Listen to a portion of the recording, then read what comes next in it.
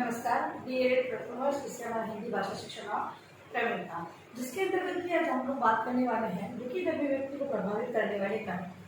हम लोग बालकों को जब भाषा का ज्ञान प्रदान करते हैं तो वहाँ पर विभिन्न प्रकार के कौशल उन्हें विकसित किए जाते हैं। सर्वप्रथम उन्हें सुनने के कौशल का विकास, तत्पश्चात बोलने का, पढ़ने का और अंतिम जो आता है वो होता है लिखने के कौशल का विकास।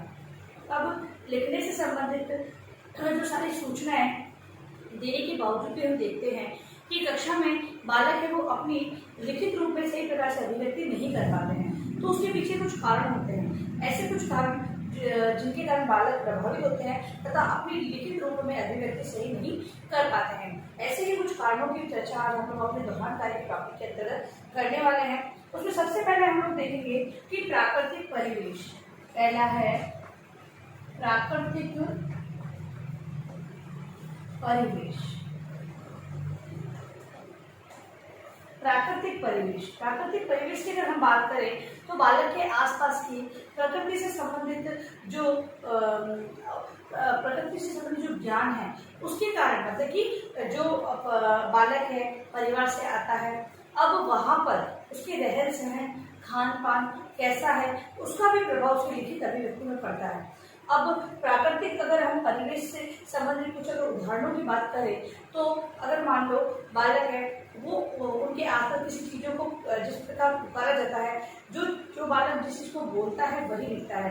हम देखते हैं कि कहीं पर क्षेत्रीय प्रभाव के कारण स को ह बोला जाता है तो वो लिखते भी श को ह ही है। मैसेज करें या फिर अगर लिखने में अगर उनको ये कहा जाए कि उत्तर को लिखें तब भी वो क्या करेंगे, वही गलती दोहराते हैं। तो यहाँ पर प्रकृति से संबंधित जो विशेष जो स्थितियाँ होती है उन स्थितियों के कारण भी बालक है उनके लिखने जो लेखन कार्य है वो प्रभावित होता है।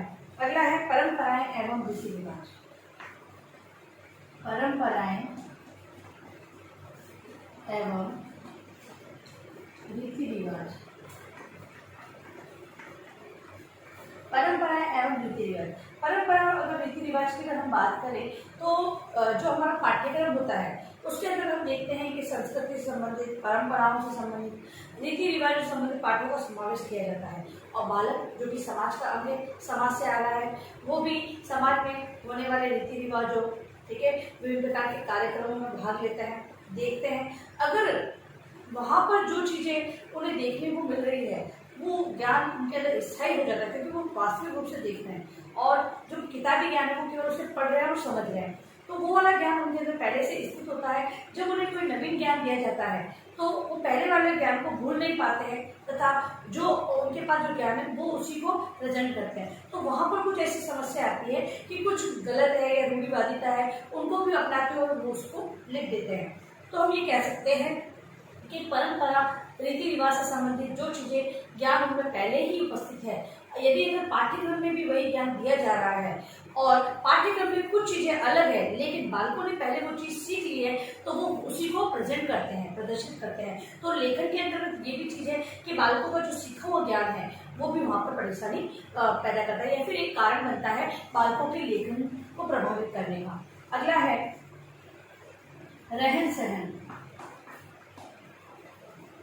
रहन सहन,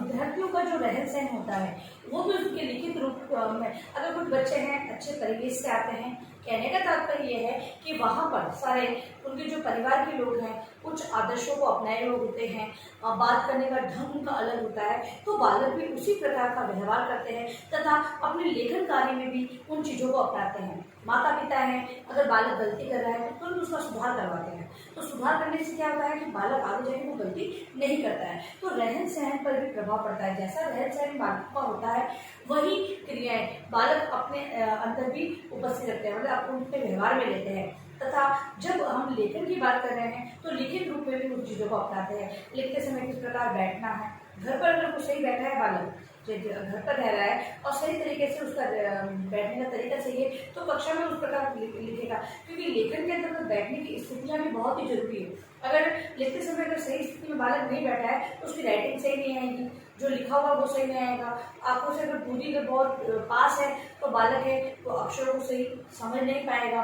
दूर है तब भी नहीं समझ पाएगा।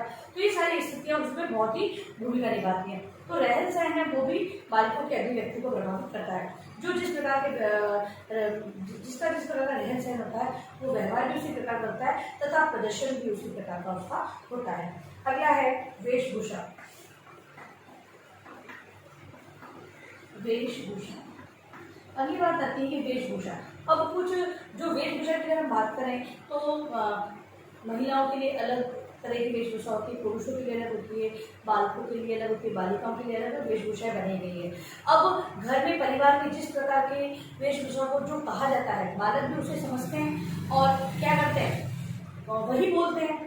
अब हम बात करें भाषा की बात करें तो भाषा में उसने क्या करा, उन शब्दों को अपने अंदर उतार लिया, समावेश कर लिया। ठीक है, अब विद्यालय में अगर उसको कोई दूसरी चीज सिखाई जाती है थोड़ा उसको कठिनाई आती है समझने के लिए, धीरे धीरे करके जैसे जैसे उसका आयु योग्यता स्तर बढ़ता जाता है वैसे वैसे वो समझ योग्यता विकसित होती है। लेकिन यहाँ पर हम छोटे बालकों की ही बात कर रहे हैं तो छोटे बालक है वो क्या करते हैं कि जैसा उन्हें घर में सिखाया जाता है वैसा ही वो व्यवहार में लेते हैं। तो लिखने में भी यहाँ पर ये समस्या आती है कि जो बालक जैसा अपने पहनावा होता है उसे उसी प्रकार से मतलब लिखने का कार्य करते हैं। ठीक है, बस जैसे जैसा उन्होंने सीखा है वैसा वो तर्जुमा करते हैं। ठीक है, तो वेशभूषा है वो भी प्रभावित करते हैं लिखित अभिव्यक्ति को। ठीक है, अगला है बोलचाल की भाषा।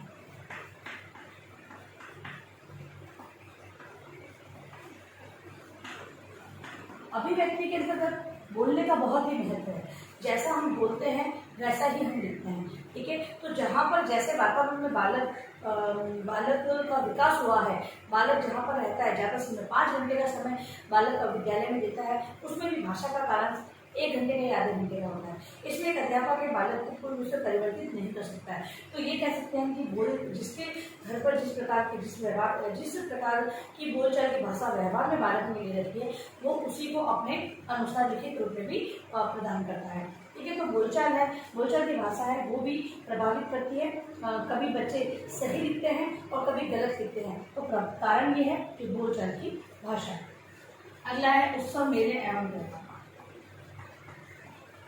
उत्सव मेले एवं व्यवहार। उत्सव मेले और त्यौहार। अब जो उत्सव मेले त्यौहार समाज में हम रहते हैं, विभिन्न प्रकार के उत्सव मनाए जाते हैं, मेलों का आयोजन होता है, माता पिता अपने बालकों को लेकर जाते हैं। ठीक है, त्योहारों का आयोजन किया जाता है। तो अब ये सारी चीज़ों से बालक अनभिज्ञ नहीं है, इनके बारे में उनको बचपन से ही जानकारी होती है। अब जब ये नवीन ज्ञान के साथ उस ज्ञान को मिलाते हैं तो कहीं कहीं पर समस्याएं आती हैं और कहीं कहीं पर वो ज्ञान आगे के लिए उनके विकास का एक साधन बनता है। लेकिन प्रभावित करने के लिए दोनों तरह से, एक तो अच्छे रूप में प्रभावित करता है और एक होता है कि बच्चों को पीछे ले जाता है। क्योंकि कहीं कहीं पर कुछ चीज़ों को बोलने, क्योंकि जरूरी नहीं है कि जो भाषा विद्यालय में बोली जा रही है वही घर पे बोली जा रही है। घर पर और दूसरी भाषा में बात करते हैं बालक, तो दूसरी भाषा बात करते हैं तो उस सब मेले के अंदर जो चीज़ें होती हैं, व्यवहार होता है, उनमें भी वो क्या करते हैं, उन्हीं भाषा का प्रयोग करते हैं। जब कक्षा में नवीन ज्ञान दिया जाता है तो उसमें अगर वो उनको ये कहें कि अर्थों को नहीं जान पाते हैं तो वहाँ समस्या आती है कि कौन सा ज्ञान किसके लिए प्रयुक्त हुआ, ये शब्द है उसका अर्थ क्या है और हमें क्या प्रयोग करना है, ये सारी चीज़ें उनमें जानने होते हैं। तो दोनों प्रकार से अच्छे रूप में भी प्रभावित करता है और ये बुरे रूप से भी प्रभावित होता है।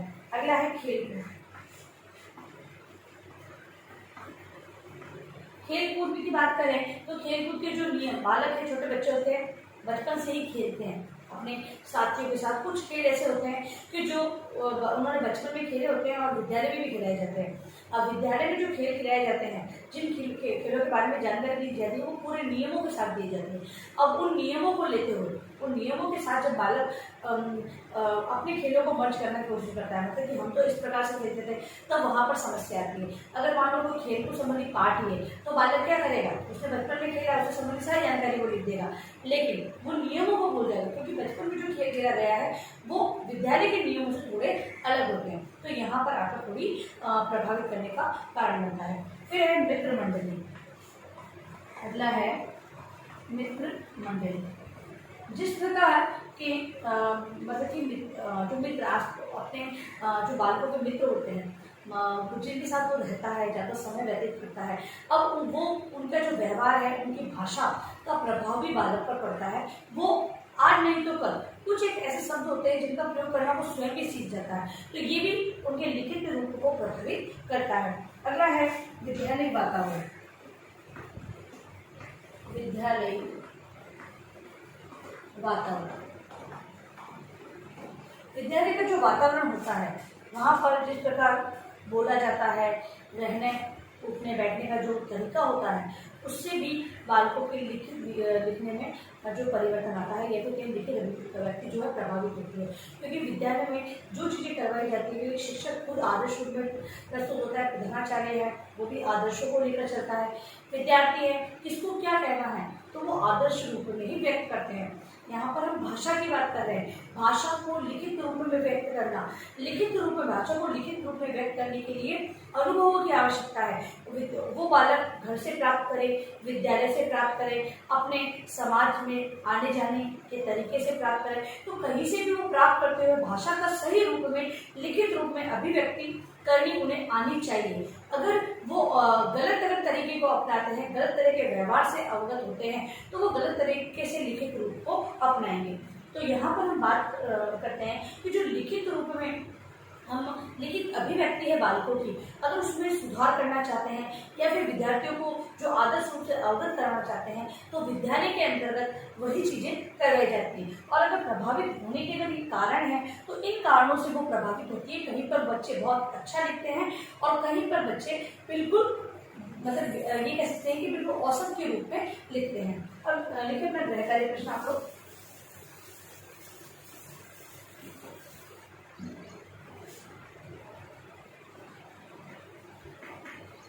गृह कार्य है आपका, लिखित अभिव्यक्ति को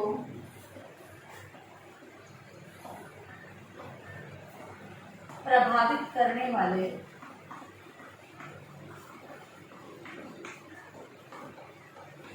कारकों का वर्णन करें। ये है आपका गृह कार्य प्रश्न, जिसे अनिवार्य रूप से आपको अपने उत्तर पुस्तिका में लिखना है। और अंत में इस महामारी के दौर में कम से कम ये आवश्यक कार्य भूमि तरह बाहर निकलिए। यदि बाहर जाते भी हैं तो 3 बातों का विशेष ध्यान रखें, मास्क लगाएं, सोशल डिस्टेंस बनाएं और हाथों को बार बार सैनिटाइज करें। सुरक्षित सभी का ध्यान रखें।